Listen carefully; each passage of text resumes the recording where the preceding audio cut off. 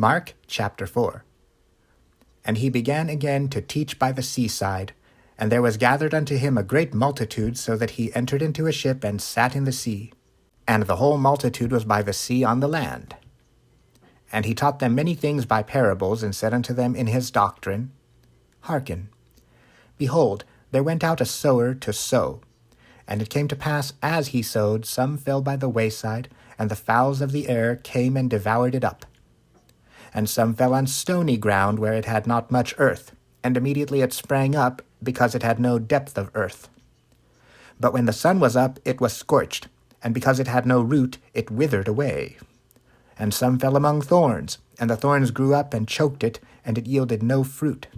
And other fell on good ground, and did yield fruit that sprang up and increased, and brought forth, some 30, and some 60, and some 100. And he said unto them, He that hath ears to hear, let him hear. And when he was alone, they that were about him with the 12 asked of him the parable.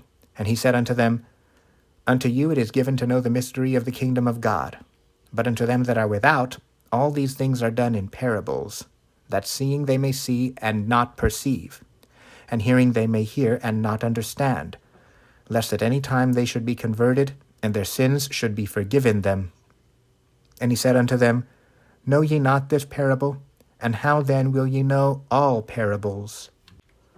The sower soweth the word. And these are they by the wayside where the word is sown. But when they have heard, Satan cometh immediately, and taketh away the word that was sown in their hearts.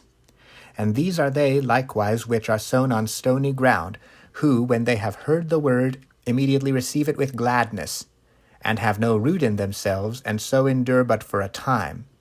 Afterward, when affliction or persecution ariseth for the word's sake, immediately they are offended.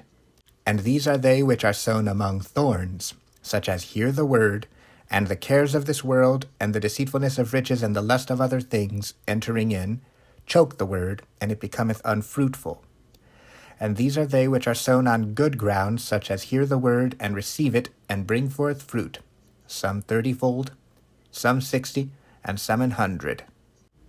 And he said unto them, Is a candle brought to be put under a bushel or under a bed, and not to be set on a candlestick? For there is nothing hid which shall not be manifested, neither was anything kept secret, but that it should come abroad. If any man have ears to hear, let him hear. And he said unto them, Take heed what ye hear. With what measure ye mete, it shall be measured to you. And unto you that hear shall more be given. For he that hath, to him shall be given, and he that hath not, from him shall be taken even that which he hath. And he said, So is the kingdom of God, as if a man should cast seed into the ground, and should sleep and rise night and day, and the seed should spring and grow up, he knoweth not how. For the earth bringeth forth fruit of herself, first the blade, then the ear, after that the full corn in the ear. But when the fruit is brought forth, immediately he putteth in the sickle, because the harvest is come. And he said, Whereunto shall we liken the kingdom of God, or with what comparison shall we compare it? It is like a grain of mustard seed, which when it is sown in the earth is less than all the seeds that be in the earth. But when it is sown, it groweth up, and becometh greater than all herbs, and shooteth out great branches, so that the fowls of the air may lodge under the shadow of it.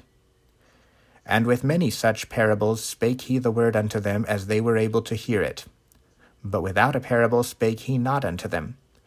And when they were alone, he expounded all things to his disciples. And the same day, when the even was come, he saith unto them, Let us pass over unto the other side.